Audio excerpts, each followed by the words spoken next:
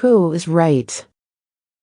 In a small village, nestled amidst rolling hills and verdant meadows, there lived two neighbors, Thomas and Arthur. They were as different as night and day. Thomas was a meticulous man, always orderly and precise, while Arthur was a free-spirited soul, more concerned with enjoying life's simple pleasures than with following rules and conventions. One sunny afternoon, Thomas was tending to his garden when he noticed Arthur wandering through the meadow behind his house. Arthur was carrying a fishing rod, and Thomas couldn't help but feel a pang of disapproval. That man will never catch a fish with his haphazard approach, he thought to himself. A few hours later, Thomas was walking home from the village when he saw Arthur sitting by the stream, a large trout lying beside him. Thomas was astonished.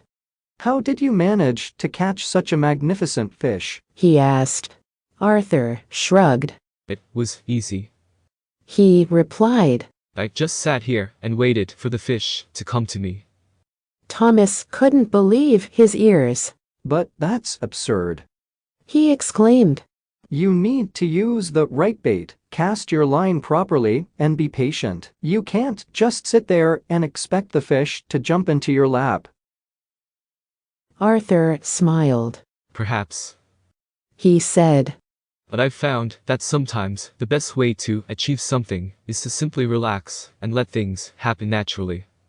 Thomas shook his head in disbelief. He couldn't fathom how Arthur's carefree attitude could have led to such success. But as he watched Arthur clean the trout, he couldn't deny that his neighbor had a certain wisdom about him. Over the following weeks, Thomas began to observe Arthur more closely. He noticed that Arthur had a knack for connecting with people, making them feel at ease and appreciated. He also realized that Arthur was a keen observer of nature, able to find beauty and wonder in the simplest things. Thomas began to question his own rigid beliefs. He wondered if perhaps there was more to life than order and precision. Maybe there was something to be said for Arthur's way of approaching the world. One day, Thomas decided to join Arthur on a fishing trip. He brought along his expensive fishing gear, determined to prove to Arthur that his method was superior. They arrived at the stream, and Thomas carefully prepared his tackle. Arthur, on the other hand, simply sat down and began to hum a tune. Thomas cast his line into the water, expecting a quick catch, but as the hours passed, he became increasingly frustrated. Not a single fish seemed interested in his bait. Meanwhile, Arthur was having the time of his life. He was enjoying the tranquility of the surroundings, the gentle rustle of the leaves, and the warmth of the sun on his skin. Every now and then, he would cast his line into the water, but he didn't seem to be too concerned about catching anything. As the sun began to set, Thomas finally gave up. He reeled in his line, feeling dejected and defeated. Arthur, on the other hand, had caught several fish. He smiled at Thomas and said, "You see, Thomas, it's not always about catching the fish. It's about enjoying the journey."